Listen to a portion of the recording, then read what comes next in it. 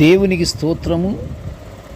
అనుదిన దేవుని వాక్య ధ్యానమునకై ఈరోజు 2025 సంవత్సరము ఆగస్టు నెల 21వ తారీఖు. ఈరోజు ధ్యాన వాక్యము పరిశుద్ధ గ్రంథము నుండి కీర్తనల గ్రంథము 86వ సంకీర్తన 7వ వచనాన్ని ధ్యానించుకుందాము. ప్రియ దేవుని బిడ్డలారా, ప్రభువు నామమున మీ అందరికీ శుభములు దీవెనలు కలుగునుగాక. ధ్యాన వాక్యాన్ని ఒకసారి మనం చదువుకుందాము. కీర్తనల గ్రంథము 86 7వ వచనము. నీవు నాకు ఉత్తరమిచ్చువాడవు గనుక నా ఆపత్కాలమందు నేను నీకు మొర్రపెట్టెదను. ప్రియ దేవుని బిడ్డలారా, ఈరోజు ధ్యాన వాక్యము ఆపత్కాలమున నేను దేవునికి మొర్రపెట్టెదనని కీర్తనకారుని గానాన్ని మనం ధ్యానించుకుంటున్నాము. కీర్తనకారుడికి దేవుని మీద ఎంత నమ్మకము, విశ్వాసం అంటే ఏమంటున్నాడు ఇక్కడ? నీవు నాకు ఉత్తరమిచ్చువాడవు, కన్ఫర్మ్, గనుక నా ఆపత్కాలమందు నేను నీకు మొర్రపెట్టేదను. అంటే ఆపత్కాలములో ఉన్నప్పుడు మన మొర్రని దేవుడు ఆలకిస్తాడు, తప్పకుండా సహాయం చేస్తాడు, నా మొర వింటాడు అన్నటువంటి నమ్మకము దావీదు గారికి. మానవులు వారి వారి జీవితాలలో అనేక ఇబ్బందులు, శ్రమలు, అవమానాలు, శోధనలు ఎదుర్కొనుట తప్పనిసరి. ఇది లోకంలో ప్రతి మానవుడు అనుభవిస్తున్న వాస్తవం. మానవుడు ఎదుర్కొంటున్న సమస్యలు ఇంతవరకే గాక జీవితం మనుగడకు చాలని డబ్బుతో గడపడం, అనారోగ్యం, ఇలాంటి కష్ట పరిస్థితులు మనలను ఆందోళనకు గురి చేస్తుంటాయి. ప్రియ దేవుని బిడ్డలారా, అటువంటి భయంకర పరిస్థితులలో ఎవరైనా తోడుండి సహాయం చేసేవాళ్ళు ఉన్నట్టయితే, ప్రియ దేవుని బిడ్డలారా, ఒక్కసారి ఆలోచన చెయ్యండి. అదే జరిగితే ఎంత సంతోషం మనకు కలుగుతుంది. ఎందుకు? మనకు ఆపదలో ఎవరైనా సహాయం మనకు చేస్తే, మనలను ఆదరించడానికి, మన కన్నీళ్లను తుడవడానికి, మనలను ఓదార్చడానికి మన రక్షకుడైన యేసుక్రీస్తు వారు ఉన్నారుగా.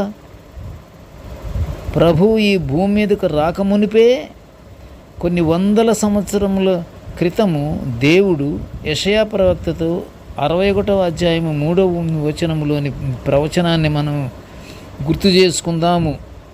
సియోనులో దుఃఖించు వారికి ఉల్లాస వస్త్రములు ధరింపచేయుటకును, భారభరితమైన ఆత్మకు ప్రతిగా స్తుతి వస్త్రమును వారికి ఇచ్చుటకు ఆయన నన్ను పంపి ఉన్నాడన్న సువర్తమానం ప్రకారంగా యేసుక్రీస్తు ప్రభువు జన్మించారు,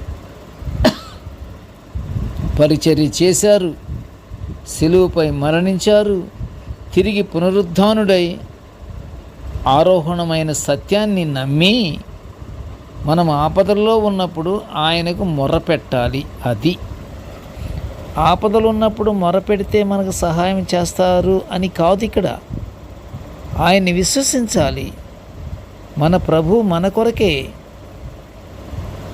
జన్మించారు, ఆయన అనేక బాధలు పడ్డారు, శిలుమ్రానుపై రక్తాన్ని చిందించారు, మన పాపముల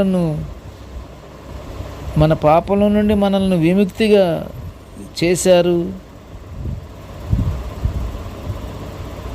పునరుద్ధానుడయ్యాడు. ఈ విషయాలన్నీ మనం నమ్మాలి. ప్రియ దేవుని బిడ్డలారా, విశ్వసించినప్పుడు ఆయనకు మొర పెట్టాలి. కీర్తనకారుని మొర దేవుడు విని ఉత్తరమిస్తాడని ఎంతో విశ్వాసంతో గానం చేస్తున్నాడు దావీదు రాజుగారు.